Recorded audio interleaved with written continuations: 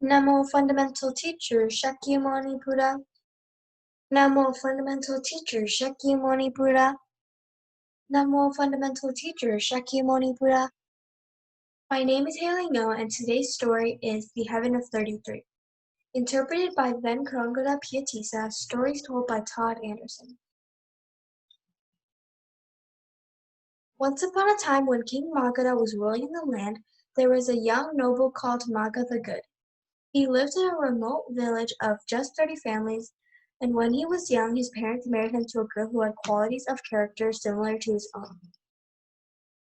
They were very happy together, and she gave birth to several children. The villagers came to respect Maga the Good because he always tried to help improve the village for the good of all. Because they respected him, he was able to teach the 5 steps of training to purify their thought, words, and deeds. Maga's way of teaching was by doing. An example of this happened one day, when the villagers gathered to do handicraft work. Maga the Good cleaned a place for himself to sit. Before he could sit down, though, someone else sat there, so he patiently cleaned another place. Again, a neighbor sat in his place. This happened over and over again until he had patiently cleaned sitting places for all those present. Only then could he himself sit in the last place. By using such examples of patience, Maga the Good taught his fellow villagers how to cooperate with each other without quarreling. Working together in this way, they constructed several buildings and made other improvements that benefited the whole village. Seeing the worthwhile results of patience and cooperation based on following the gentle ways of the 5 training steps, all of the village became calmer and more peaceful. A natural side effect was that former crimes and wrongdoing completely disappeared. You would think that this would make everybody happier. However, there was one man who did not like the new situation at all. He was the head of the village, the politician, who cared only about his new position. Formerly, they were murderers and thieves, and he handed out punishments. This increased his position of authority and caused the villagers to fear him. When husbands or wives had affairs with others, the head man collected fines, and in the same way, when reputations were damaged by lies or contracts were not lived up to, he also collected fines. He even got tax money from the profits of selling strong liquor. He did not mind that drunkenness led to many of the crimes. It is easy to see why the head man was upset to lose so much respect and power and money due to the people living peacefully together. So he went to the king and said, "My lord, some of the remote villages are being robbed and looted by bandits. We need your help." The king said, "Bring all these criminals to me." The dishonest politician rounded up the heads of all 30 families and brought them as prisoners to the king. Without questioning them, the king ordered that they all be trampled to death by elephants. All 30 were ordered to lie down in the palace courtyard, and the elephants were brought in. They realized that they were about to be trampled to death. Maga the Good said to them, "Remember and concentrate on the peacefulness and purity that come from the following of the 5 training steps, so you may feel loving kindness towards all. In this way, do not get angry at the unjust king and lying headman, or the unfortunate elephants." The first elephant was brought in by his mahout, but when he tried to force him to trample the innocent villagers, the elephant refused. He trumpeted as he went away. Amazingly, this was repeated with each of the king's elephants. None of them would step on them. The mahouts complained to the king that this was not their fault.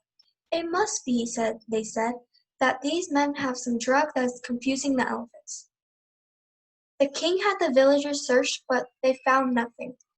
Then advisors said these men must be magicians who have cast an evil spell on your mighty elephants.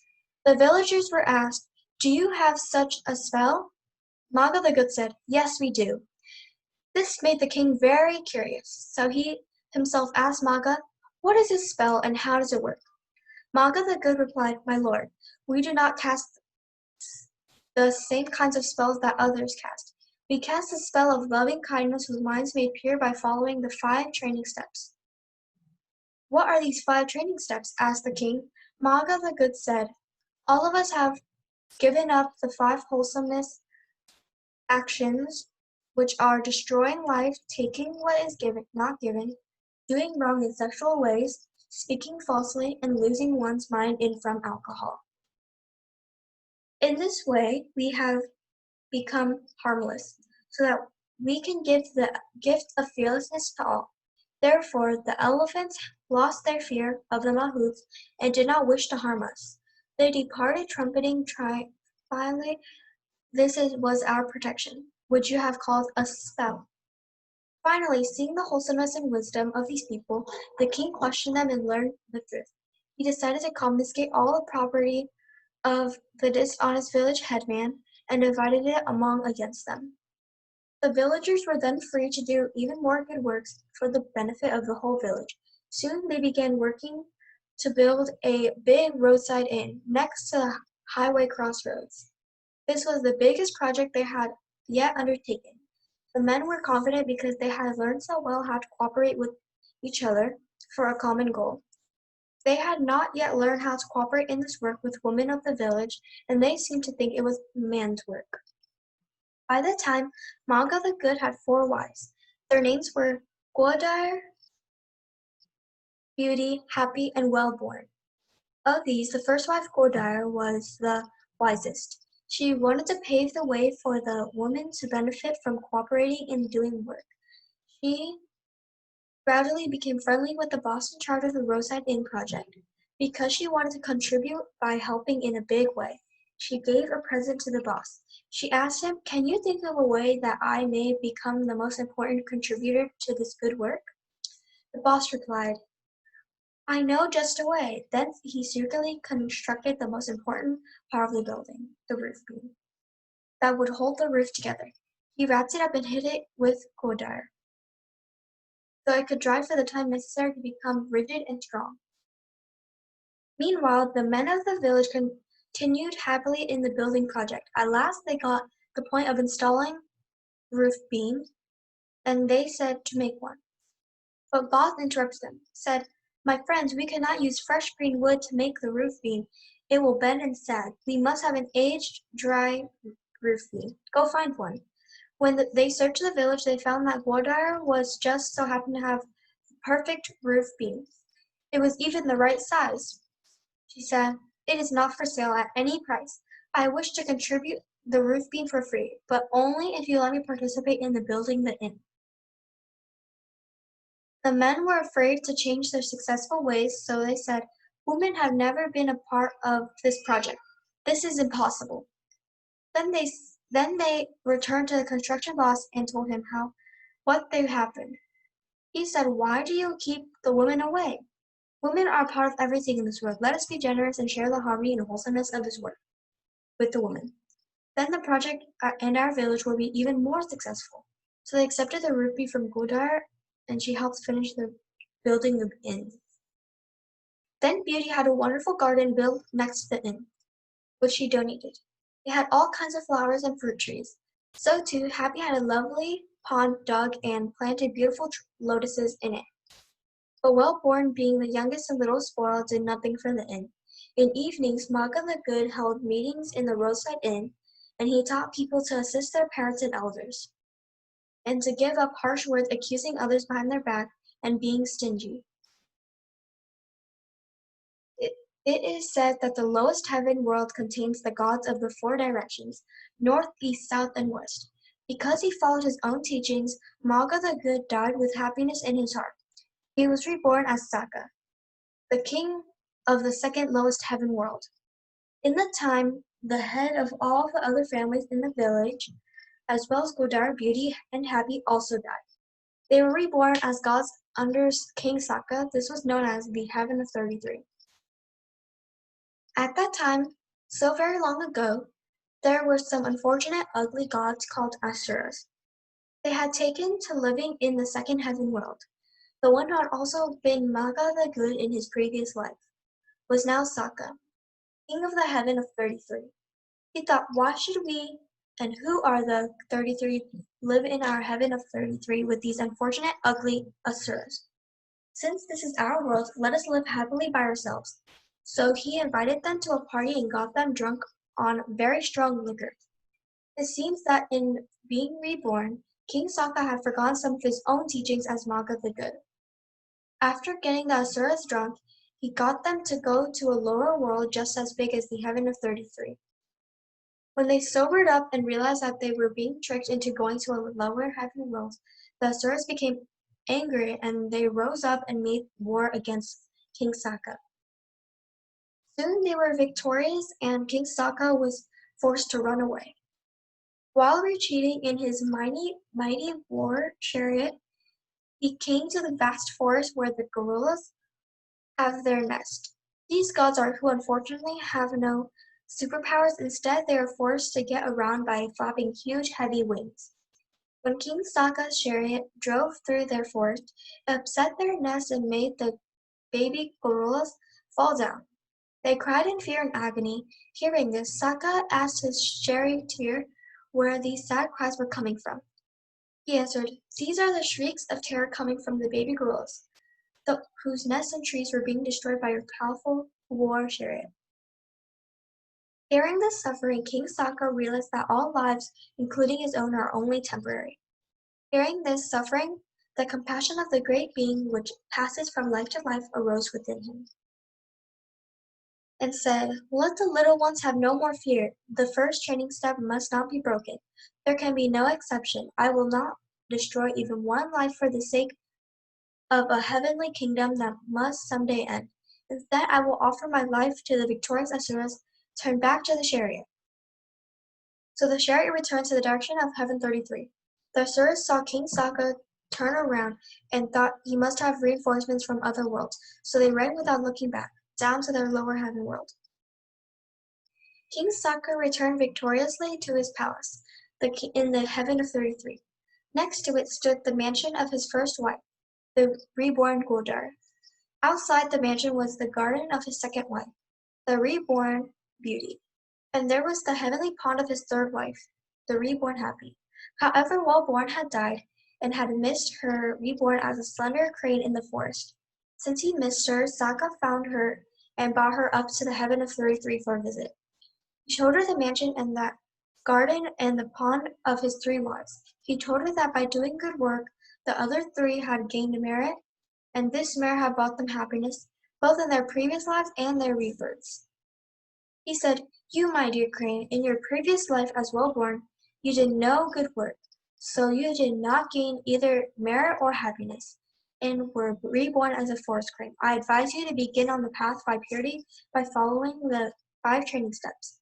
After being taught the 5 training steps, the lovely crane decided to follow them, and she returned to the forest.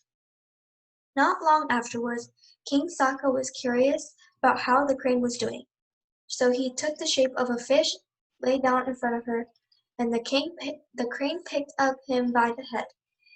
She was just about to swallow the king of the Heaven of the Three when the fish wiggled his tail.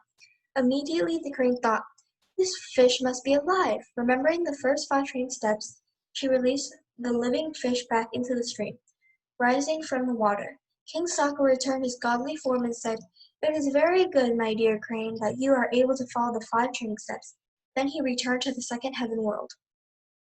In the fullness of time, the crane died. Following the 5 training steps had brought her both merit and peaceful mind. So she was reborn as a wonderful state of mankind into a potter's family in Benares, in northern India.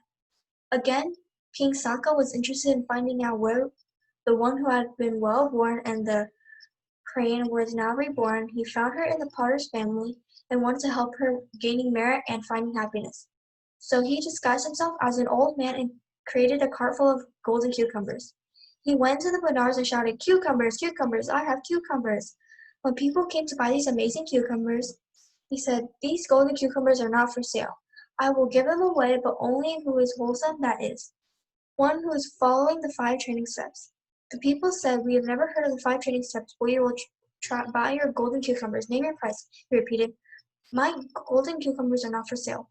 I have bought them to give any person who practices the 5 training steps." The people said, "This man has come to play tricks on us," so they left him alone. Soon Wellborn heard about this unusual man.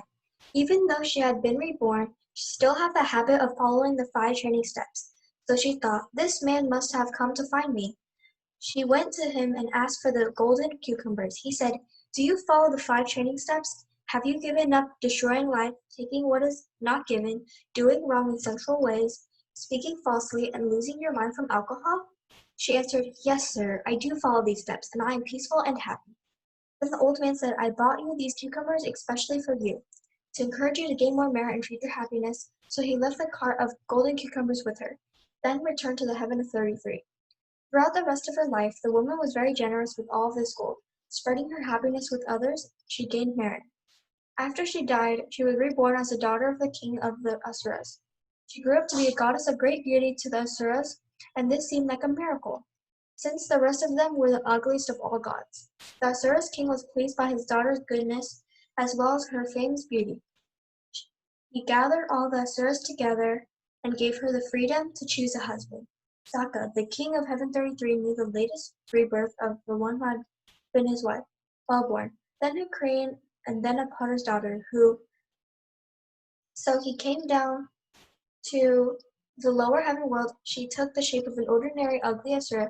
He thought, if Wellborn chooses a husband whose inner qualities of wholesomeness are the same as hers, we will be reunited at last.